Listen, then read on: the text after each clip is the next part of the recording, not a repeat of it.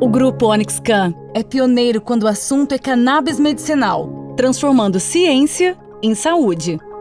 No Brasil, somos os únicos a trazer uma linha completa de produtos de cannabis medicinal, incluindo produtos com maior teor de THC no padrão Farma de produção.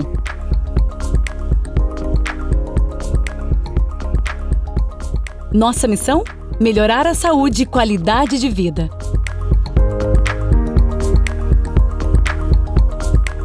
Nossa visão? Revolucionar a forma de tratamento e o sistema de saúde do brasileiro.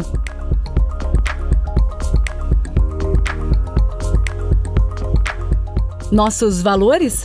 Comprometimento com a saúde com transparência, de forma responsável para garantir segurança e bem-estar.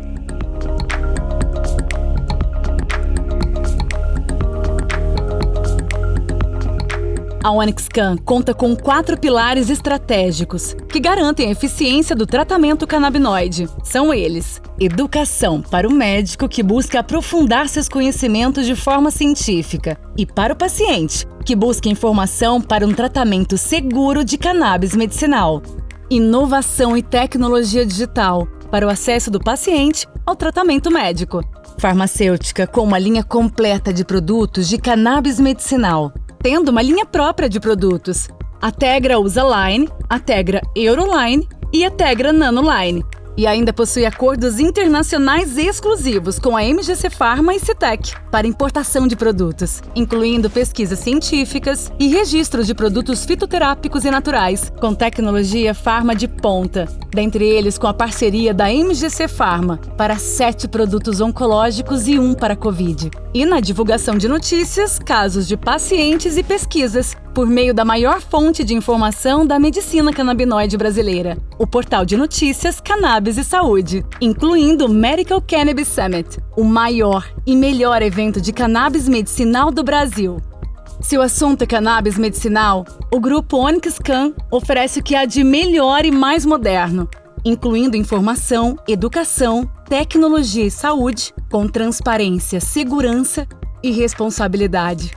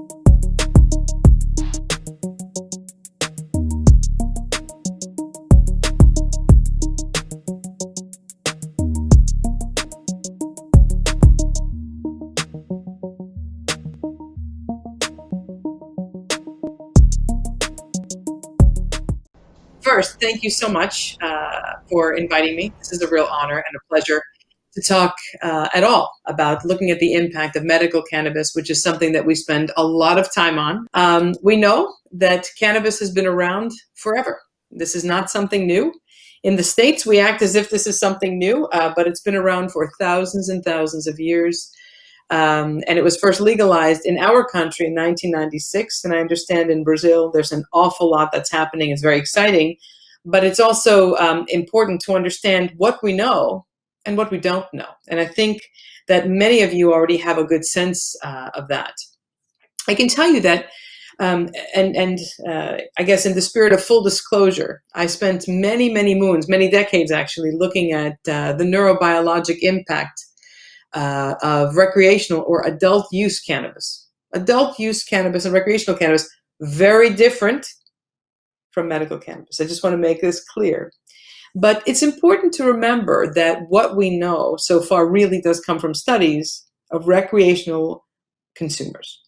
And what we know over sort of in the big picture is that, especially from our work and the work of my colleagues across the country and really across the world, what we know is that individuals who begin using cannabis earlier on, that is, when they are young, cannabis use at a young age, along with higher frequency and magnitude of use, so more often and in higher amounts, tends to lead to more pronounced changes later.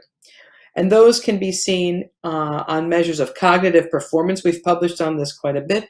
We see changes in measures of brain function and brain structure. And really, what we note is that during adolescence, the brain is vulnerable, not just to cannabis, to other substances, to alcohol, to injury, to illness. And because the brain is vulnerable, it's very possible that exposure to outside exogenous cannabinoids leads to some differences downstream.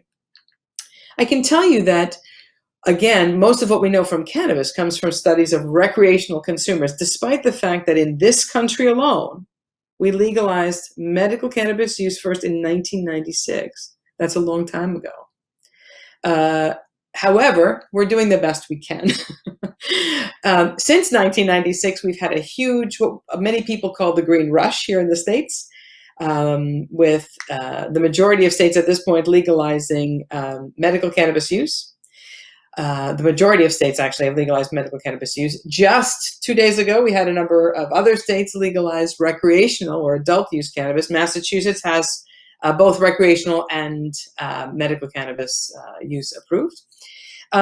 But it's very important to acknowledge that we don't really have much data at all on the long-term impact of medical cannabis use. And I maintain that medical and recreational cannabis use are not the same for a number of good reasons. About 5.5 years ago, because I could find nothing in the literature at all about the impact of medical cannabis use on what I would call our standard measures of outcome that we look at: cognitive performance, clinical measures, measures of brain structure, brain function, neurochemistry, conventional medication use, quality of life, sleep. I could find very little. What I found was evidence, perhaps, that cannabis could be helpful for acute conditions and symptoms, but no long-term studies at all. That especially nothing that looked at things related to cognition, which is a very important core aspect of my group's focus. So in 2014, I launched something called the MIND program, Marijuana Investigations for Neuroscientific Discovery. It should have the word cannabis in it. But here in the States, we have medical marijuana, so I called it MIND.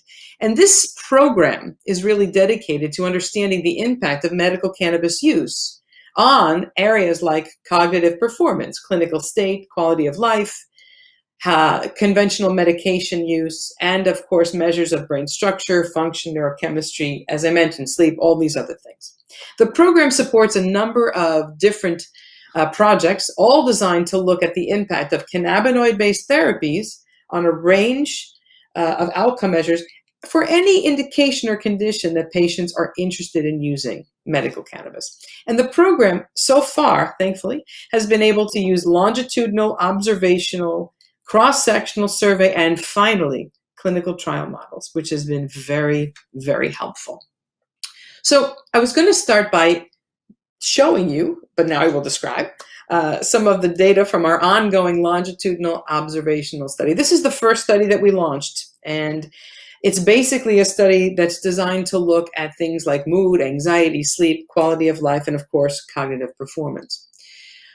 What we do is we actually have patients who are interested in using medical cannabis and who have been certified or gotten a recommendation, which is required here in the States, or who plan to use products that do not require certification, the so-called hemp-derived products, which we can also talk about. But we see them, very importantly, before they begin using medical cannabis. This is critical. So we get them when they are, quote, naive to medical cannabis or cannabis use in general. What I mean by naive is they're not using currently. They can have a remote history of use, but no current use. They have actually, I'll tell you, I think the majority of our folks have been naive for about 2 years.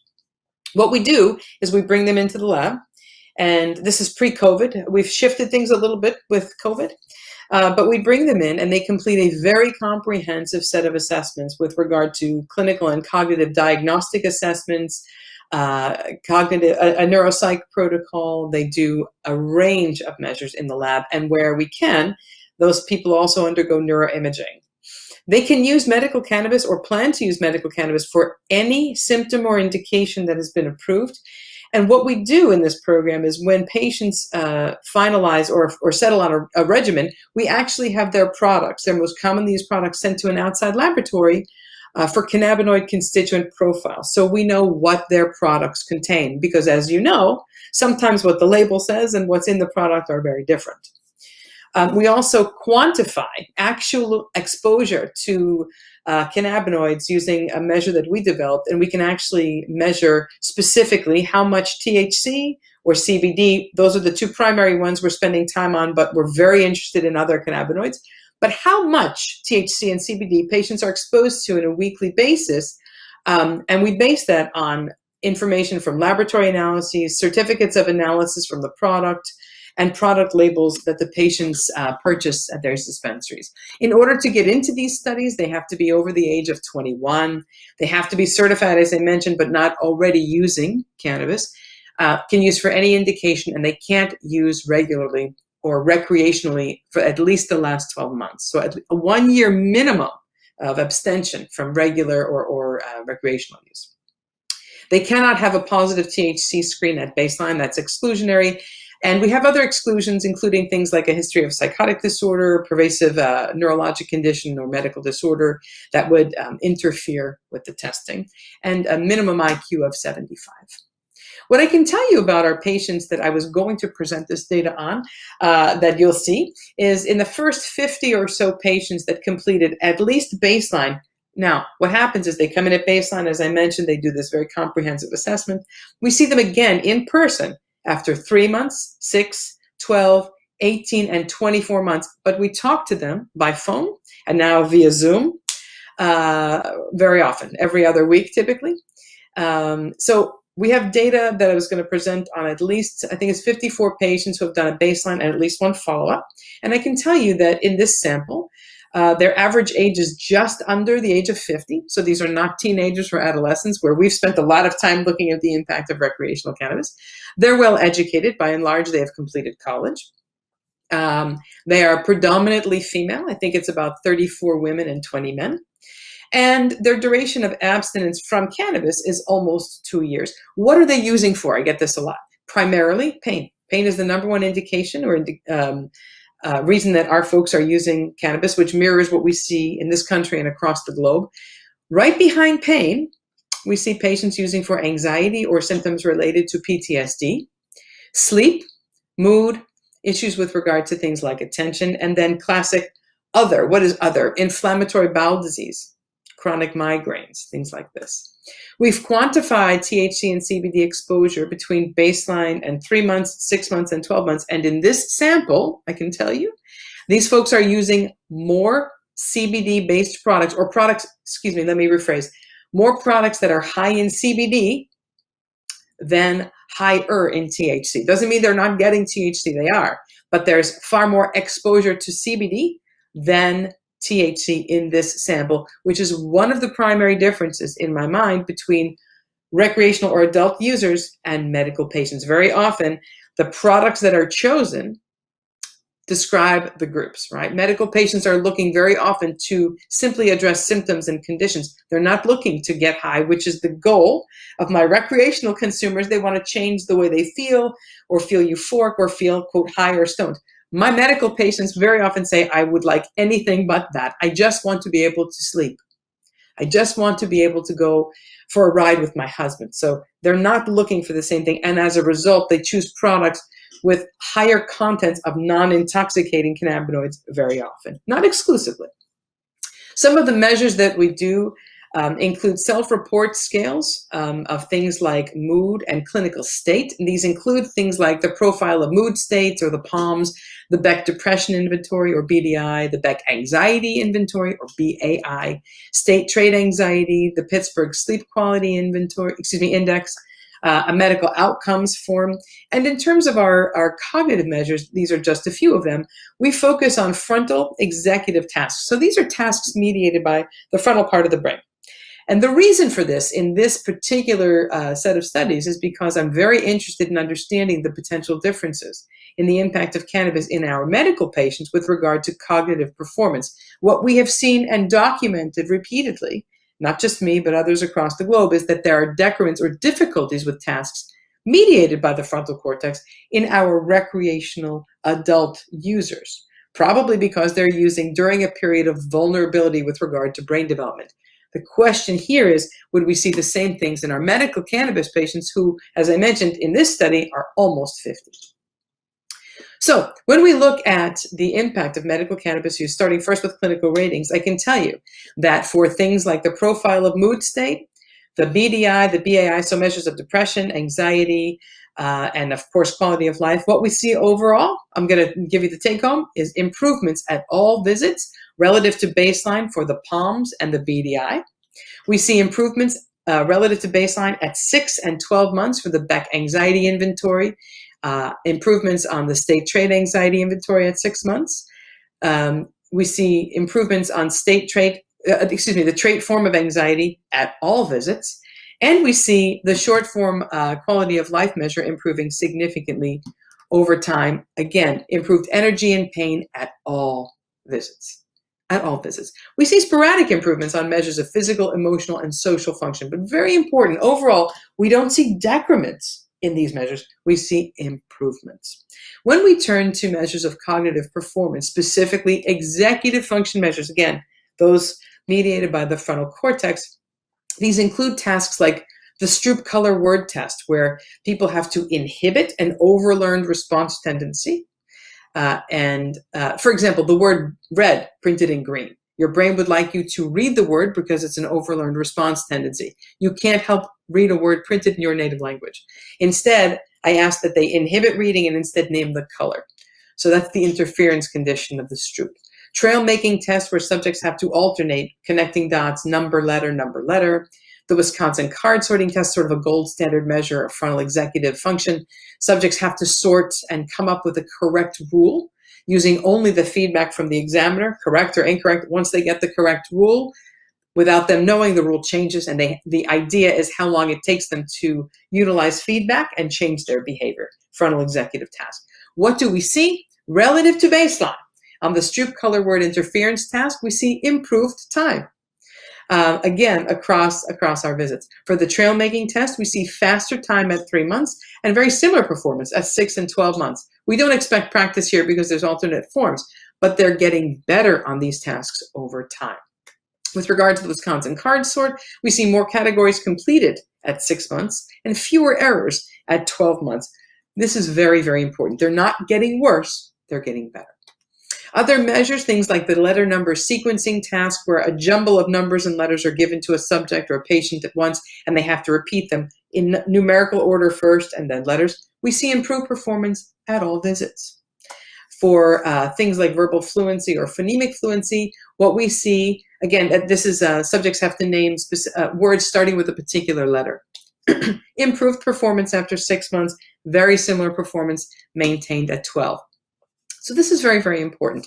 So to summarize clinical and cognitive outcomes with regard to this longitudinal observational study, overall we see improvements on measures of mood, anxiety, sleep, and some aspects of quality of life after 3, 6, and 12 months of treatment relative to baseline. They're choosing their own regimen, so this is important. We also see some improvements on measures of executive function, and most importantly, no significant worsening of performance, which is what we had perhaps thought would happen given what we've seen in the recreational literature. We have additional analyses planned to look at whether clinical or cognitive improvements are related to specific aspects of medical cannabis use. For example, we do see some differences in clinical and cognitive outcome regarding whether or not the patient is using high THC products or high CBD products. So very interesting. We'll stay tuned for that. We also had the opportunity, and I'm just going to go through this quickly, to sample this particular cohort and assess potential cannabis use disorder. I hear a lot from people, although there's general consensus that the majority of recreational or adult cannabis consumers don't develop cannabis use disorder, the estimated rates of cannabis use disorder are variable across studies, and these numbers have gone through the roof in some studies, depending on what you're reading. They range from about 11% in some studies all the way up to 30%. That's a big range. So the question is, do we see evidence of cannabis use disorder in our medical cannabis patients? There is no great measure, by the way, to assess cannabis use disorder in medical cannabis patients. So there's something called the QDIT, the Cannabis Use Disorders Identification Test, which all of our patients complete because all of our recreational folks completed it. We tried very hard to make our medical cannabis study look very similar to our recreational studies. And what we find is over time, between baseline, where everybody is at a 0, we see them again 3 months, 6 months, 12 months. Over time, although ratings on what's called the QDIT increase, average ratings fall well below the threshold for hazardous use and far below possible cannabis use disorder at every single visit. And more importantly than that, what we found was when we looked at the scores that are going up over time, it turns out that that's because of one item in particular on the QDIT, which has to do with frequency of use. If you use a product every day, you automatically start off this measure with a 4. And so what I would show you if I could is a graph that looks at the actual items on the QDIT. And you'll see that frequency is up here in terms of scores over time. And all of the others, hours stoned, can't stop using cannabis, failure to meet expectations, memory and attention difficulties, hazardous use, all down here. Frequency is up here. Frequency is the reason that they're getting elevated scores. So the truth is, this actually tells us that we need to have a much better measure. And what we take from this is that most medical cannabis patients, for sure in our study, do not meet the threshold for even possible cannabis use disorder, let alone actual cannabis use disorder. And frequency of use increased the scores significantly from baseline. Other signs of problematic use, we did not see. They were not endorsed. So we know that the QDIT's a well-validated screening tool, but it was designed for use with recreational or adult users. So it's very important. We went a step further and actually did a Cronbach's alpha to determine whether or not it was even a valid measure. And it turns out it's not valid for use in medical cannabis patients. So when you hear people using this among these cohorts, be mindful. It really wasn't designed for this.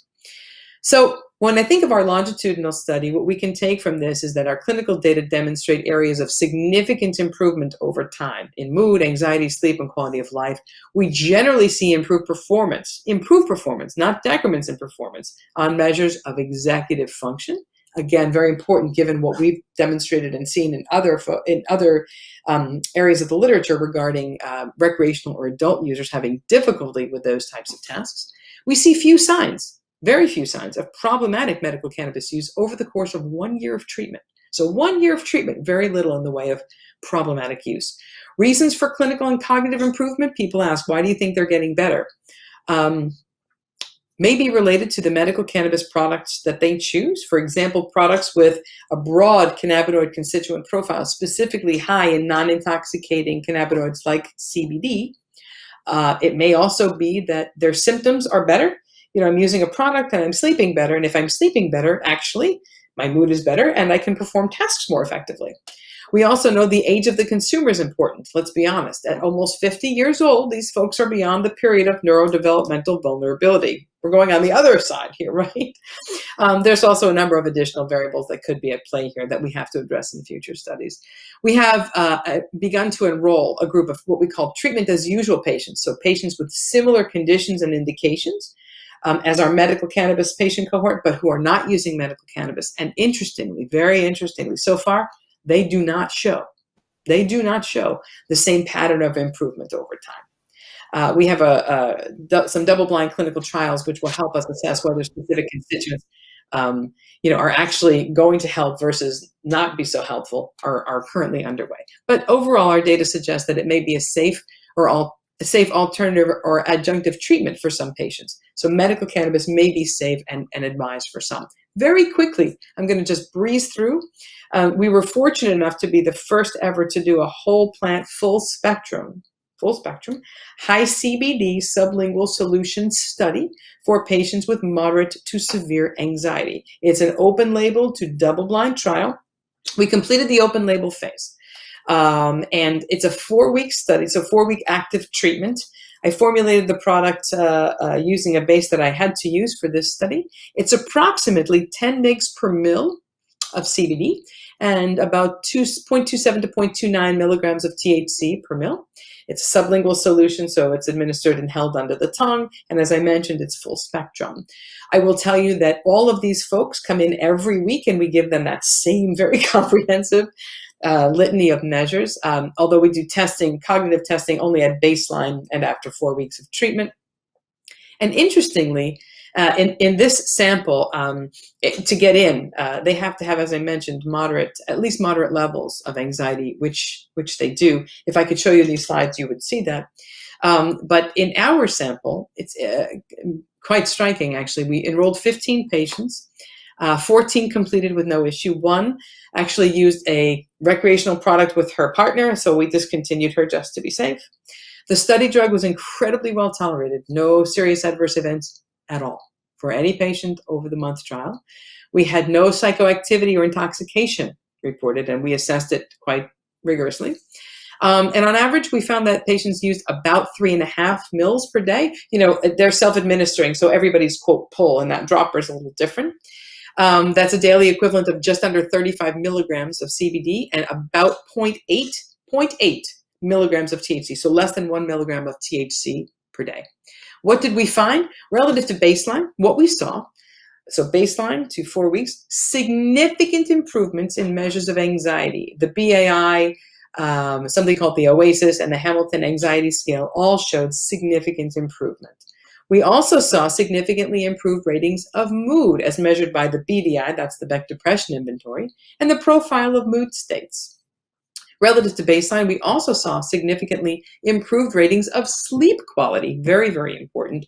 And finally, we saw improvements in measures of quality of life over time between baseline and after 4 weeks of treatment. Thinking about cognitive performance, as we talked about, or I talked about before, in a very similar pattern as our larger observational study, we also saw on the Stroop color word interference task and that trail making task and the Wisconsin card sort, guess what? Generally, we saw improvements or stable performance. We didn't see worsening of performance. On the letter number sequencing task and some other measures, we also saw improvements or stable performance. So very, very important. No decrements noted. We actually just had a paper come out yesterday that looked at one aspect of this particular study. We've seen very few studies that have directly assessed whether the use of full spectrum high CBD products could yield a positive result on a conventional urinary drug assay. So, sort of the in-lab assay that we run quickly. And those work actually, obviously, through the detection of THC-related metabolites, not CBD, THC. So we actually monitored THC positive status over the course of the study using drug assays, which we then confirmed with GCMS quantification, pre versus post-treatment. We also looked at relationships between THC positive status and demographic variables which could have affected it, like, for example, body mass index, how much product they actually took, because we weigh the bottles on the way out and when they bring them back, as well as measures of creatinine, which give us a general reflection of kidney function or hydration. After 7 weeks in our 14 patient study, what we found was 50%, so half of the sample, tested positive using that in-lab, sort of that urine assay. GCMS results confirmed those assay findings and, very importantly, indicated that the drug screen was more sensitive than its stated lower limit of detection. So let me just rephrase this. GCMS confirmed what we saw using that lab assay and showed us that the lab assay far more sensitive than the stated limit of detection. Usually 50 nanograms per mil is the lower limit of detection for the one we were using. We had positive findings significantly lower than that. THC status was only associated positively with creatinine.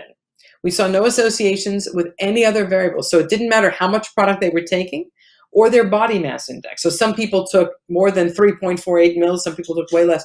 No relationship to positive status, nor was there a relationship with body mass index. Patients consistently using full spectrum hemp-derived products may therefore test positive for cannabis use on the urinary drug screen. So just to summarize this, we found that use of a custom formulated whole plant full spectrum high CBD sublingual solution resulted in significantly lower levels of anxiety and fewer anxiety-related symptoms after 4 weeks of treatment relative to baseline. Self-reported improvements in other mood symptoms and sleep and quality of life were also detected, which may be related to the fact that they were less anxious. We saw improvements on measures of cognitive function, specifically frontal executive measures, and we saw no adverse events or reports of psychoactivity or intoxication. A definitive assessment of the impact of this particular product will be ascertained in our current study, which is a double-blind phase. It's placebo-controlled double-blind phase of the same study, so we'll see. We need studies with larger sample sizes to more thoroughly assess which variables, product use, BMI, age, sex, race, medication use, could contribute to positive THC status in only some individuals, particularly those with higher creatinine levels. And importantly, and this is a very big one for really anyone doing this kind of work across the globe, this study product at 0.27 to 0.29 mg per mil is about 0.02% THC by weight. In the United States, hemp-derived products can have up to 0.30% THC by weight, which is more than 10 times my study product. So if we're seeing positive results in a urinary assay in 50% of the sample using 0.02, you can imagine this number might jump significantly in people using products with significantly more but legal levels of THC. It's often assumed that folks using these hemp-derived products will be negative, but this is clearly not necessarily the case. Also, maybe not necessarily a sure thing if these assays are more sensitive than advertised. And these findings together really underscore the potential for adverse consequences for some folks, including loss of employment, legal, or treatment ramifications if they're found to be positive. What people say is, but I'm only using this CBD product. How could this happen? Important to be aware that this could happen using a whole plant full spectrum product, despite the legality of these hemp-derived products. And with that, I think I will stop and see if you have any questions for me. And thank you so much for your time. In your trial for anxiety, use CBD full spectrum. Could you explain us why you choose full spectrum and if you have any between isolate and full spectrum? Sure. So I used a product quite intentionally that was whole plant full spectrum because my belief is that you need significantly lower doses of whole plant full spectrum products relative to products that are created from isolate or distillates. That's because different constituents of the plant, THC versus CBD, modulate their effects using different mechanisms, right? So we know, for example, that THC exerts its effect at CB1 and CB2 receptors. Cannabidiol or CBD does not seem to work this way at all. In fact, works through a number of different mechanisms, including but not limited to 5-HT1A mechanisms, TRP, vanilloid receptors.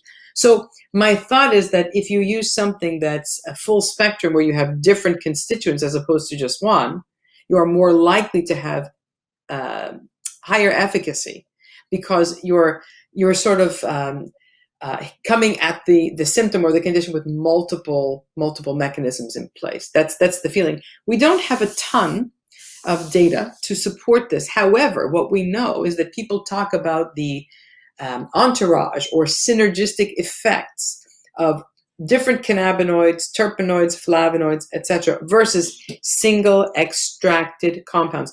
I think one of the reasons that people need to use very high levels, very high doses of purified extracted CBD in different products is because there's no other cannabinoids or terpenoids present.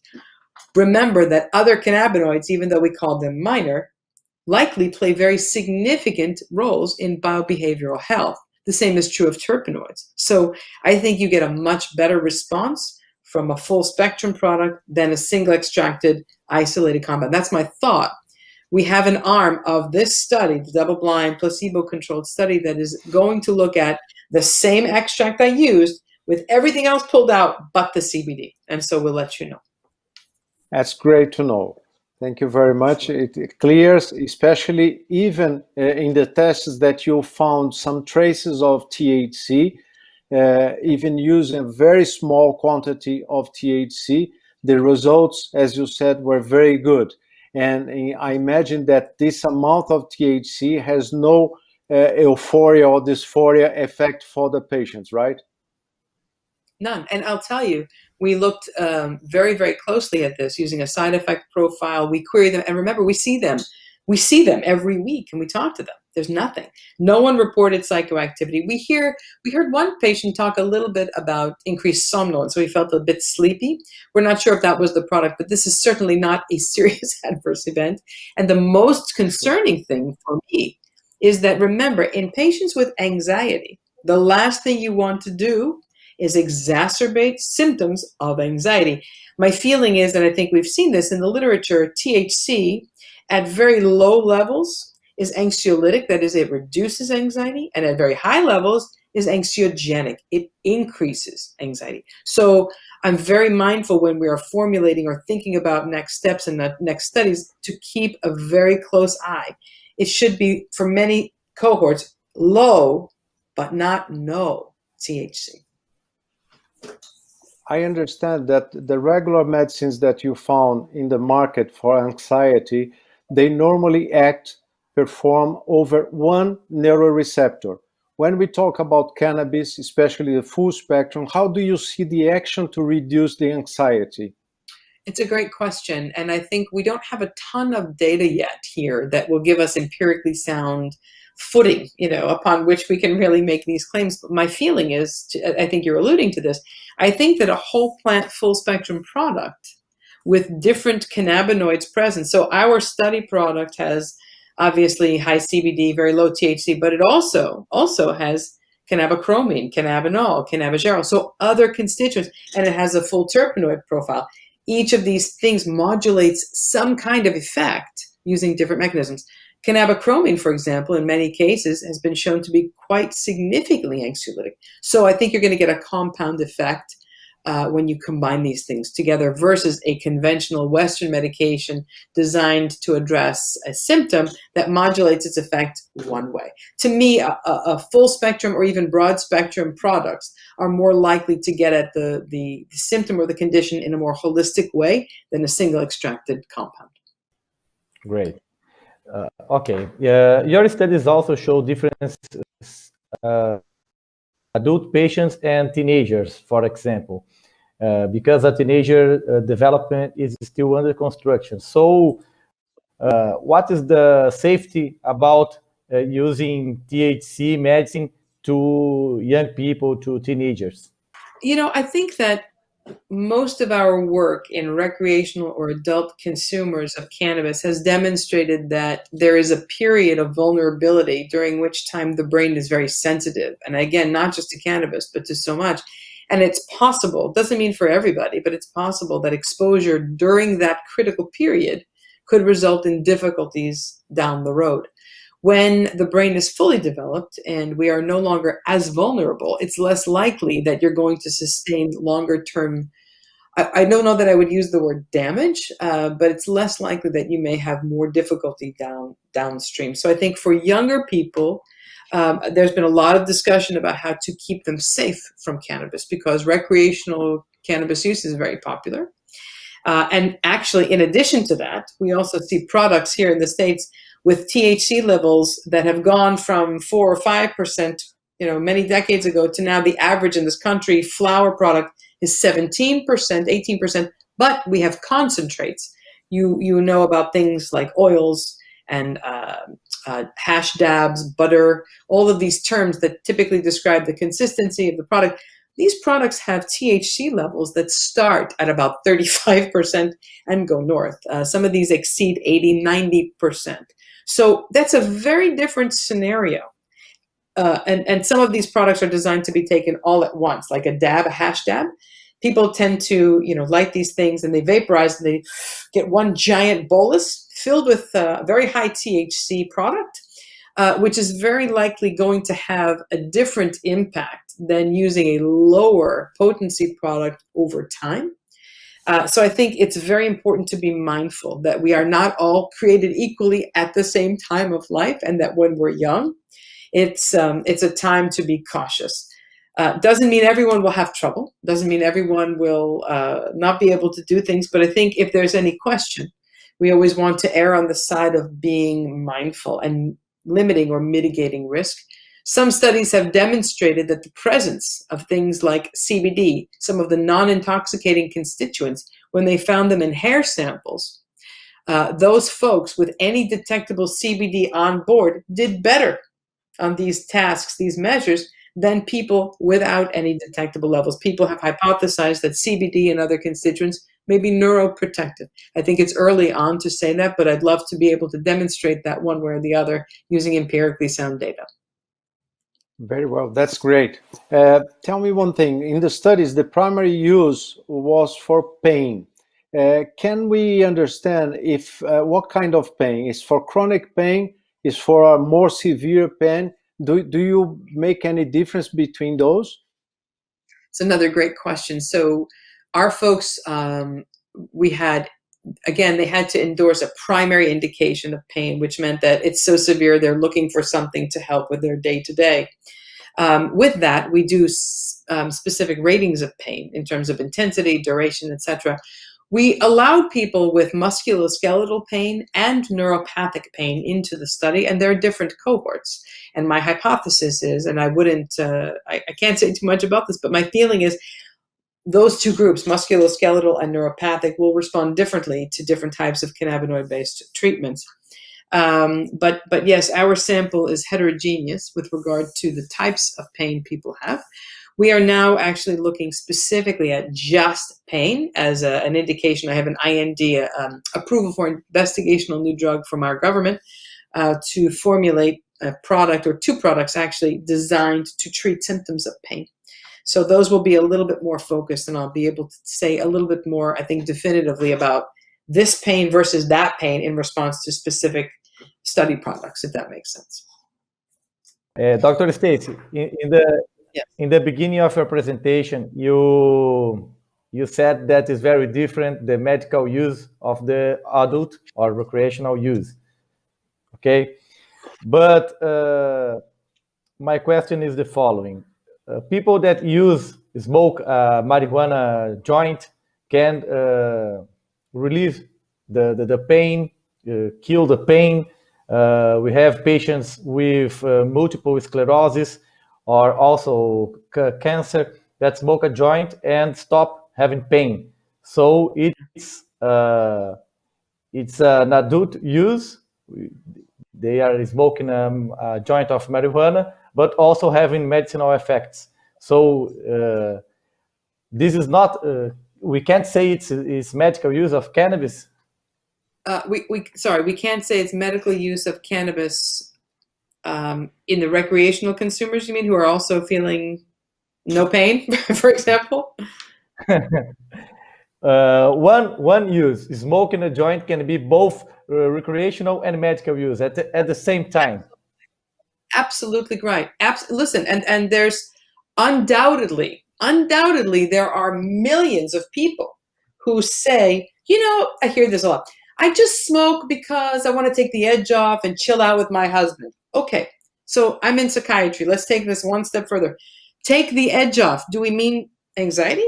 Do we mean we had a bad day? Like, we're in the middle of the craziest election ever in the history of our world. What do we mean? And I think the definition between medical and recreational for some people is very blurry. For other cohorts, it's very clear.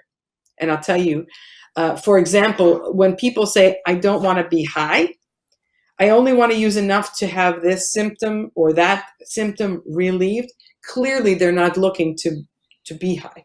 But yes, I would say that for some people, there's a dual goal. To me, the goal of use ultimately drives the product selection, which ultimately drives the effect that people get. So I think you can have the same joint, the exactly same product that people use medically and some people use recreationally.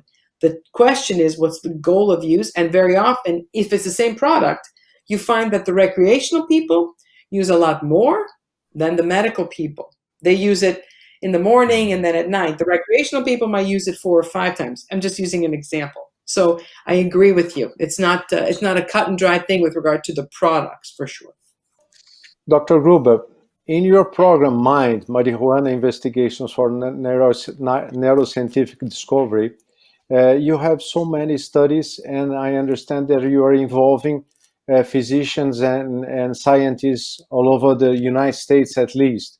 Do you believe the contribution from Brazilian scientists and doctors could be worthwhile for your work? Absolutely. Uncategorically, yes. Again, this is almost like what I would call a mutual admiration society. And the folks in my lab will tell you, we spend a long time looking at papers from Brazil. Because really, truly, many of the studies that were done many years ago were not done in the States. They were done in South America. Many of these studies were done in Brazil. So I not only think that there is a potential synergy here, specifically with investigators, researchers, scientists, clinicians in Brazil, but I think it's almost mandatory, because some of the things that we can do that now you can't do, wouldn't that be nice to feed back? Because so much of what you did as a country and some of your investigators really led to the ways in which we approach our study questions. So it's only fair. Absolutely. I think that would be fantastic.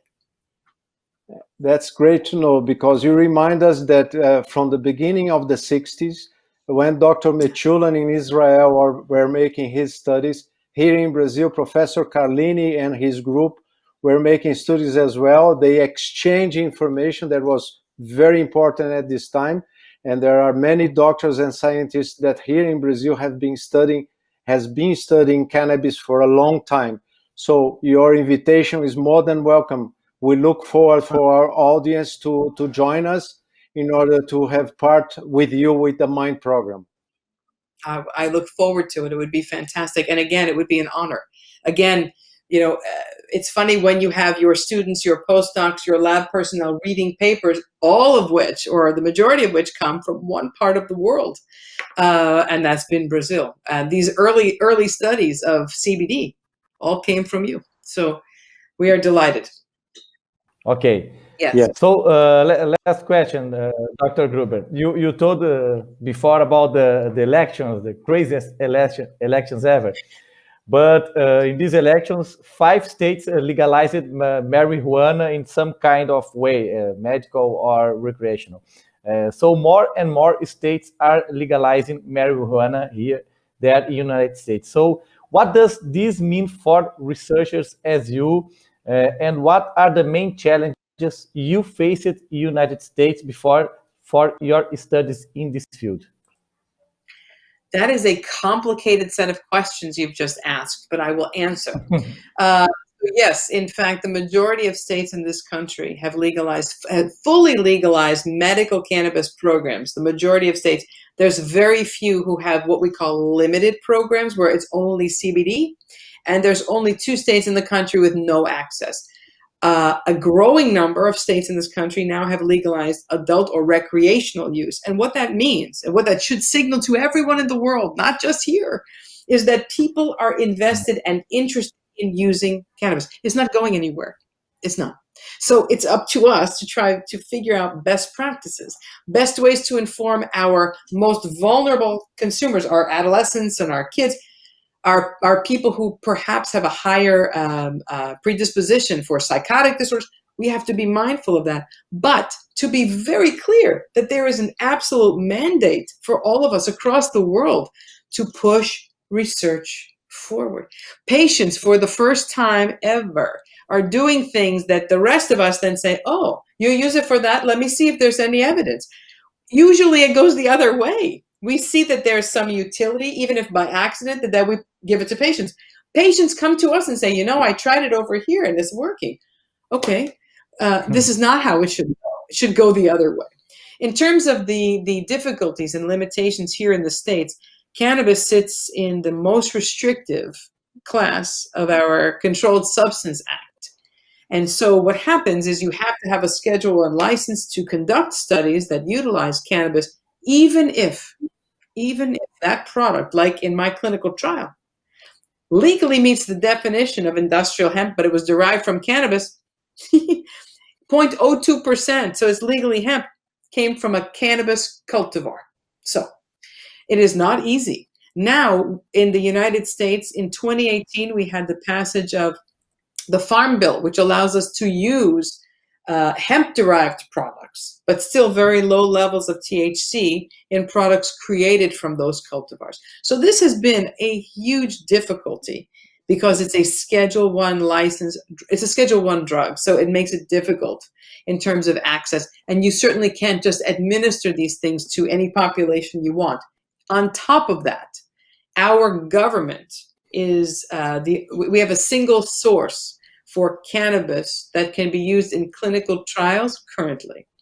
According to the Single Party Convention in the United States, we have to get our products from the National Institutes on Drug Abuse. They have been phenomenal, and they have funded much of my research in adult and recreational use. But the products that they can give us to study are 99% flower that max out of maybe 13% THC. There are no sublingual oils that are ready to go. There are no capsules or suppositories or creams, nothing. So we have to create from whatever they give us something to study.